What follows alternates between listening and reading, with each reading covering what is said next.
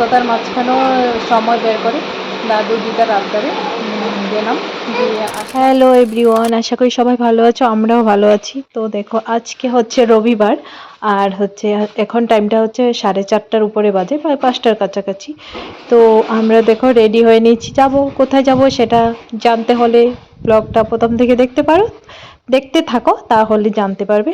আর আমার প্রিন্স দেখো এতক্ষণ ঘুমিয়েছিল, তো ওকে আমরা রীতিমতো জোর করে তুললাম, কারণ ও উঠতে চাইছে না। অন্যদিন ওকে নিয়ে যাই না, ও জানে শুধু আমি আর ওর বাবা যাই, আজকে ওকে নিয়ে যাব। তো ওর বাবা বলছে বাবা উঠো, আমরা সবাই ঘুরতে যাব। ও বলছে না না, ঠাম্মি যাবে না, ঠাম্মি থাকবে। কারণ ও জানে অন্যদিন ঠাম্মি বাড়িতে থাকে, ও ঠাম্মির কাছে থাকে, সেই জন্য ও বলছে ঠাম্মি থাকবে। তো তারপরে দেখো সবাই মিলে এখন রেডি হয়ে বাইরে বেরিয়ে গেছি। আমার শাশুড়ি মা হচ্ছে দরজাটা লক করছে, আর ভীষণ গরম ছিল। দেখো সেই 5টা বাজছে, তাও এত রৌদ্রের হিট, আমি মানে তাকাতে পারছিলাম না। আর ও হচ্ছে প্রথম ভেবেছিল যে যাবে না, পরে বুঝেছে যে আমরা সবাই মিলে যাব, তারপর ভীষণ খুশি হলো। তারপর বেরিয়ে বলছে দিদন কোথায়, দাদু কিটায় কোথায়। আসলে আমরা সামার ভ্যাকেশনে যখন বাড়িতে গিয়েছিলাম, তখন ও দাদু দিদন সবাই মিলে যে ঘুরতে গেছি, ও সেই এফেক্টটা রইলো। তারপর দেখো আমরা ওদেরকে পাঠিয়ে দিলাম, আমরা গেলাম মামার বাড়িতে। আর তারপর আমরা আসলাম এখানে কিছু ফল নিব। ফলের দোকানে আগে এটিএমে ঢুকেছিল, টাকা তুলেছিল, তারপর ফলের দোকান থেকে ফল নেওয়া হলো। তারপর হলো এখন পেট্রোল পাম্পে ঢুকলো পেট্রোল নেওয়ার জন্য। তো মামার বাড়িতে যাওয়ার হচ্ছে এখানে। তারপরে আসলাম, ভাবছিলাম মিষ্টি নেবো, কিন্তু মিষ্টির দোকান তখন পাইনি আমরা এই এরিয়াতে। তারপর কিছু এমনি বিস্কিট টিস্কিট নিয়ে নিলাম একটা পাশের দোকান থেকে। তারপর বাড়িতে আসলাম, এসে দেখো বসলাম ফ্যানের নিচে।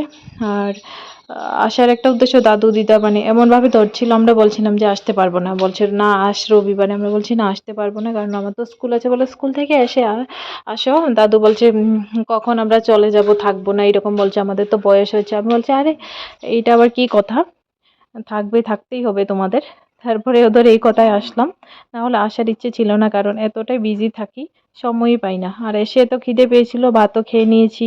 পিঞ্চ খেলা করছে, ওকে রেখে আসলাম, ও আর ওর ঠাম্মি রইলো। আমরা একটা কাজে আসলাম, আমি আর ওর বাবা। তো এখানে একটু বৃষ্টি পেয়েছিল আমাদের, সেজন্য এখানে দাঁড়িয়েছি, অল্প একটু বৃষ্টি।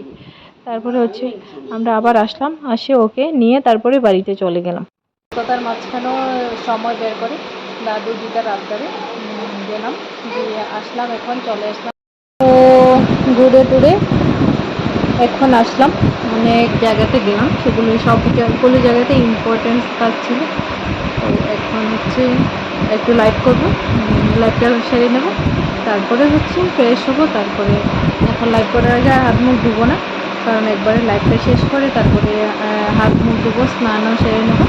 তারপরে হচ্ছে বাকি যা কাজ আছে সেগুলো স্নান করার আগে করবো, করে তারপরে স্নান করে তারপরে তো খাওয়া দাওয়া আছে, কালকে স্কুল আছে, তাড়াতাড়ি উঠবে হবে। তো টাটা, সবাই ভীষণ ভালো থেকো, সবাইকে গুড নাইট। যারা যারা ভিডিওটা দেখছো সবাইকে অসংখ্য ধন্যবাদ।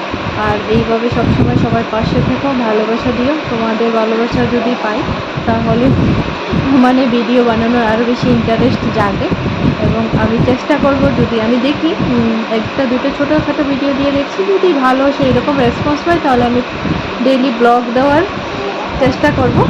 তো সবাইকে বলবো সবাই ভীষণ ভালো থেকো, good night, thank you everyone.